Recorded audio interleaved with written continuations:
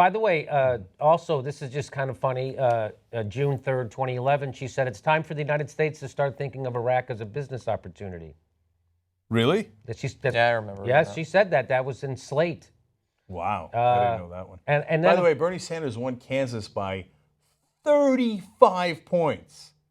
He was in the polling losing by 10. He won by 35. But he won Nebraska by about 11. But that do you know how that's being described in the media? What? Eking out small wins in mostly white states. Small win. Her win is bigger.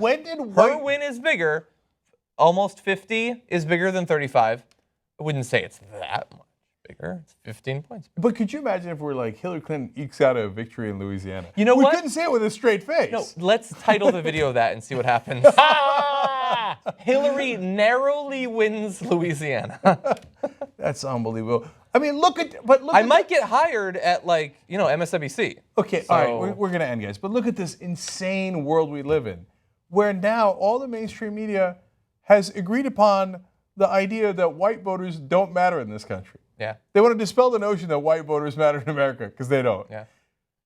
I've never heard that in any election in my lifetime, that white voters, that the majority of the country don't count. Yeah, they don't matter. And again, when Hillary Clinton made the exact opposite point in 2008 when she was running against Barack Obama. We got to reiterate, if you have mostly white voters voting for you, or white voters are more likely to vote for you, that can mean a bad thing. If you're running an election, your campaign is designed to appeal to whites. Perhaps you're pushing African-American protesters out of your rallies. You're saying Muslims, we should ban them from the country.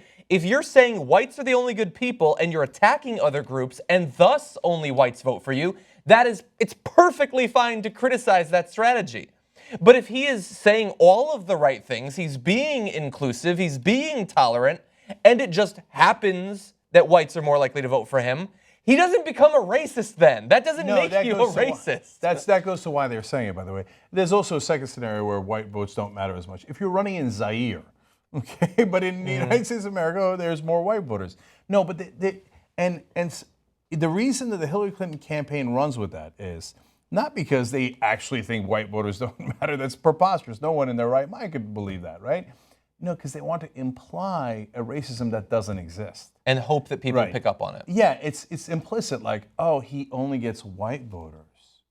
Like, what does that mean, right? There's the next part of that sentence is because he's only appealing to whites.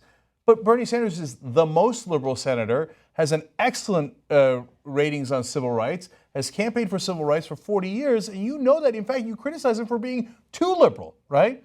But, now the last part of that is, fine, Hillary Clinton campaign can say anything they want, they're in the middle of a race, they're playing hardball politics. Why is the rest of the media all parroting it? Yeah. A patently preposterous point that white voters don't matter in America is being repeated by almost every media outlet. Oh, Bernie Sanders, he wins Kansas and Nebraska, but does that really count because they're white voters? Yeah. Oh, he won in heavily white states like Minnesota and New Hampshire, so does that really count? But none of them are saying Hillary Clinton won in places like South Carolina where a majority of the Democratic primary voters are African American. And by the way, when Jesse Jackson won in South Carolina, it was black voters don't count. Right? Yeah. So if you're an anti-establishment candidate, well, Jesse Jackson's black voters didn't count.